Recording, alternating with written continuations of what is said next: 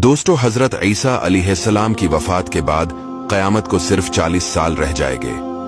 फिर एक खुशबूदार ठंडी हवा चलेगी जो लोगों के बगलों के नीचे से गुजरेगी, जिसका असर ये होगा कि मुसलमान की रूह कब्ज हो जाएगी और दुनिया में काफिर ही काफिर रह जाएंगे, उन्हें पर क़यामत कायम होगी।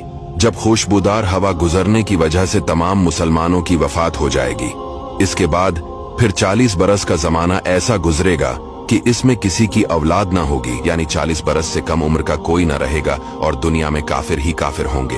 अल्लाह कहने वाला कोई ना होगा। कोई खाना खाता होगा, कोई खेती कर रहा होगा, गरज लोग अपने अपने कामों में मशगूल होंगे कि दफातन हजरत इसराफील अलैहिस्सलाम को सूर फूंकने का हुक्म होगा। शरू इसकी आवाज बहुत बारीक होगी और रफ्ता रफ्ता बहुत तेज हो जाएगी। लोग कान लगाकर इसकी आवाज सुनेंगे और बेहोश होकर गिर पड़ेंगे और मर जाएंगे। आसमान, जमीन, पहाड़, यहाँ तक कि सूर और हजरत इसराफील और तमाम मलाइका फना हो जाएंगे। इस वक्त उस अल्लाह के सिवा कोई ना होगा। वो फरमाएगा, आज किसकी बादशाहत है? कहाँ है जब्बारीन, कहाँ है मुतकब्बरीन? मगर है कौन जो जवाब दे? फिर खुद ही फरमाएगा, सिर्फ अल्लाह वाहिद की सल्तनत है। फिर जब अल्लाह ताला चाहेगा, हजरत इसराफील को दोबारा जिंदा फरमाएगा और सूर को पैदा करके दोबारा फूंकने का हुक्म देगा। सूर फूंकते ही तमाम अव्वलीन और आखिरीन मलाइका, इंसान, हैवानात और जिन मौजूद हो जाएंगे।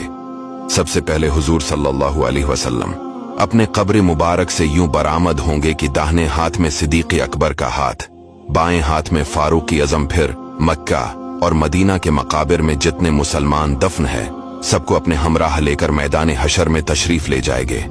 ये मैदान हशर मुल्क शाम की जमीन पर कायम होगा। इस दिन जमीन ताबने की होगी और आफताब एक मेल के फैसले पर होगा। दोस्तों, आफताब 4000 बरस की राह के फैसले पर है और इसकी तरफ आफताब की पीठ है। फिर भी जब सर के मुकाबिल आ जाता है, घर से बाहर निकलना दुश्वार हो जाता है। इस वक्त की एक मील के फैसले पर होगा। तेज और गर्मी का क्या पूछना, और अब मिट्टी की जमीन है, मगर गर्मियों की धूप में जमीन पर पांव नहीं रखा जाता।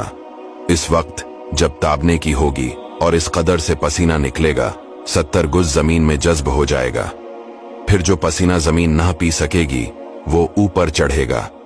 किसी के टखनों तक होगा, किसी के घटनों तक, किसी के कमर, किसी के सीने तक, किसी के गले तक, और काफिर के मुंह तक चढ़कर मिसले लगाम के जगड़ जाएगा, जिसमें वो डबकियां खाएगा।